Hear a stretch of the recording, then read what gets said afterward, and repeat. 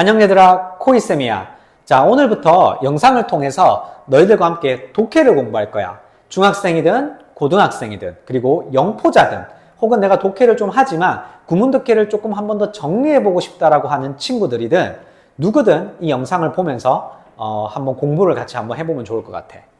우리가 중고등학생이고 영어를 공부하고 있다라고 하면 알파벳은 모두 다 외울 거야. 알고 있을 거야.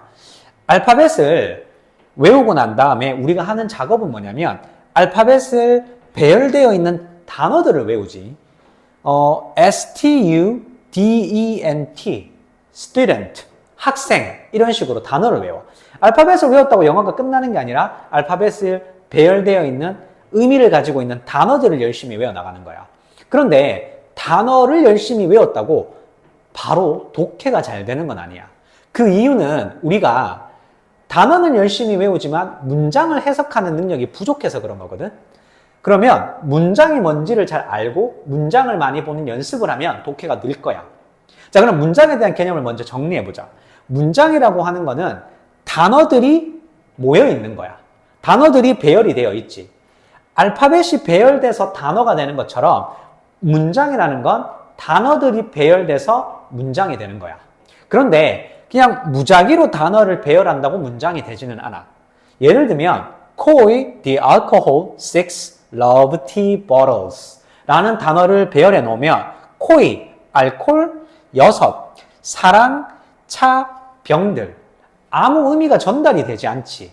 그래서 단어만 모여있다라고 해서 문장은 될 수 없고 밑에 예시를 보면 A strange man appeared 한 남자가 나타났다.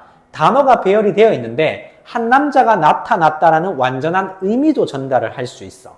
그러면 문장이라고 하는 것은 뭐냐면 단어가 모여 있는데 완전한 의미를 전달하는 단어의 모임이다라고 생각을 하면 되고 모여있는 집합이다라고 생각을 하면 되고 여기서 좀 이따가 배우겠지만 이 단어가 배열되어 있는 것 중에 주어와 동사라는 개념이 있다. 그러니까 반드시 그 단어가 주인공이 있고 동작을 나타내는 단어, 동사가 있을 거다 이렇게 생각을 하면 돼. 그래야 완전한 말이 전달이 되거든. 자, 그냥 한번 정리를 해보자. 문장이라고 하는 것은 주어와 동사를 포함하고 완전한 의미를 전달하는 단어의 집합이다. 이렇게 생각을 하자. 단어만이 모여있고 주어가 동사가 있다. 말도 된다. 이렇게 해석을 하면 좋을 것 같아. 자, 그런데 그럼에도 불구하고 또 우리가 영어가 한국어에 비해서 우리가 영어를 어려워하는 이유는 뭐냐면 영어와 한국어의 어순 차이 때문에 여기 예시를 볼 건데 한국말의 문장은 이런 완벽한 문장이 있을 수 있어. 나는 어제 도서관에서 영어를 공부했다.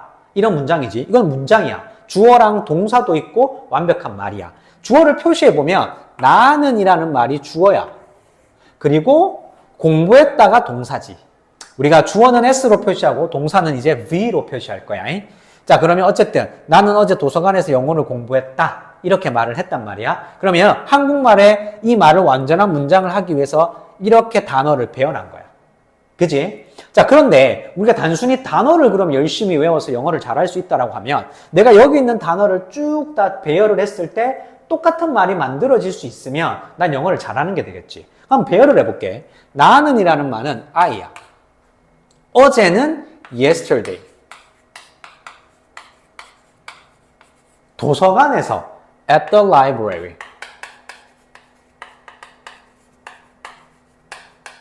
영어를 공부했다. studied. 심지어 공부하다라는 단어에 ed를 붙여서 공부했다도 표현을 했어. 자, 그러면 봐봐. 나는 어제 도서관에서 영어를 공부했다.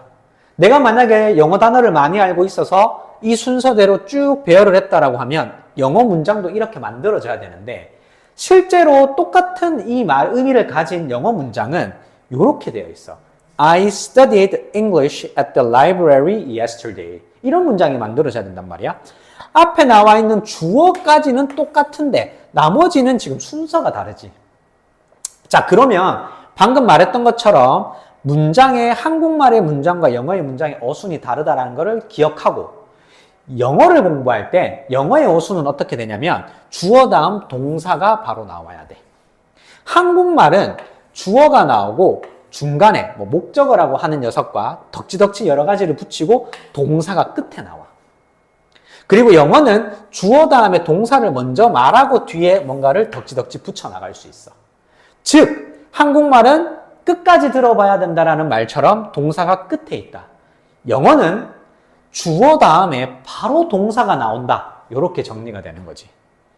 됐니? 그러면 봐봐. 우리가 영어를 배우는데 한국어의 어순처럼 말을 하면 안 된다. 그래서 이 차이를 알고 영어의 문장의 어순처럼 공부할 수 있어야 된다. 이렇게 정리가 돼야 돼.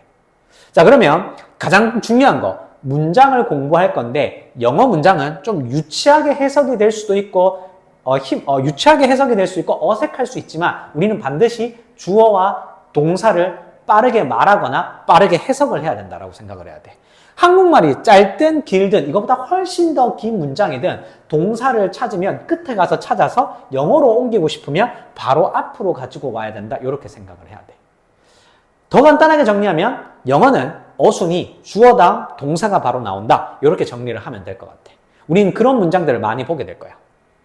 자, 그래서 문장이라는 건 주어 동사를 포함해야 되는데 영어는 주어 다음 동사로 바로 말을 해야 된다. 이렇게 정리를 하면 될 것 같고, 그러면 이제부터 그런 문장들을 공부할 건데 이 문장들의 무수한 문장들을 다 모아서 우리가 조금 더 효율적으로 공부해 보려고 한번 정리를 해보자 이거야. 엄청나게 많은 문장들을 다 모아서 효율적으로 공부하기 위해서 한번 분류를 해보니까 총 5가지로 분류가 가능하더라. 그래서 우리가 1형식, 2형식, 3형식, 4형식, 5형식 이런 말들을 하는 거야. 왜냐하면 5가지로 분류했으니까 임의적으로 1형식 문장, 2형식 문장, 3형식 문장, 4형식 문장, 5형식 문장이라고 하는 거지. 그러면 그런 걸 간단하게 기호로 표기를 하거나 이렇게 표기를 해보면 이렇게 생기는 거야. 이게 1형식이고 2형식이고 3형식, 4형식, 5형식이지. 자, 그러면 이렇게 생겼을 때 공통점을 찾아보자. 1형식부터 5형식까지 진짜로 다 주어랑 동사로 먼저 시작을 해.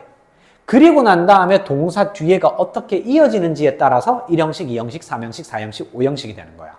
즉, 아까 전 처음으로 다시 이전으로 돌아가서 영어는 주어와 동사부터 빨리 해석을 해야 되는구나. 여기까지 약속이 되면 되는 거야. 좀 유치할 수는 있지만 좀 어색할 수는 있지만 우리는 주어와 동사를 철저하게 빨리 해석하고 뒤로 넘어가는 연습을 할 거다. 이렇게 생각을 하면 좋을 것 같아. 자, 그러면 우리가 엄청나게 많은 문장을 효율적으로 5가지로 나눠본다고 했으니까 다음 영상에서는 이 5가지 문장들을 차근차근 한번 정리해 볼 수 있도록 할게.